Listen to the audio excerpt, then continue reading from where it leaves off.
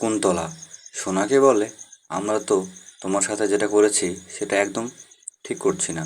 তুমি আর চিন্তা করো না, আমরা তোমার সাথে আর এই ব্যবহারটা কখনোই করব না। শুধু তুমি একটা কাজ করো। তখন সোনা বলে, আমাকে কী কাজ করতে হবে বলো? তখন রোহিণীর মা বলে, তোমাকে তোমার বোন রূপাকে এই বাড়ি থেকে বের করতে হবে।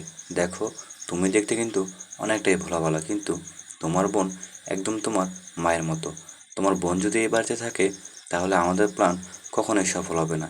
এজন্য তোমার দায়িত্ব হচ্ছে তোমার বোনকে এই বাড়ি থেকে বের করে দাও। এই কথা শুনে সোনা বলে, আমি এটা পারবো না। ও যেটা ইচ্ছে সেটা করুক, তাতে আমার কি? তখন রোহিণীর মা রেগে গিয়ে বলে, তোমাকে পারতেই হবে। আমাদের অত্যাচার থেকে যদি তুমি বাঁচতে চাও, তোমাকে তোমার বোনকে এই বাড়ি থেকে বের করো। এই বলে সোনা সেখান থেকে চলে যায়। তখন কুন্তলা রুটিকে বলে, আমি এমন এক সন্তান জন্ম দিয়েছি যে তার ভালোবাসার জন্য আমাকে মেরে ফেলতে পারে। এ কথা শুনে রুডি বলে, মা, এসব তুমি কি বলতেছো?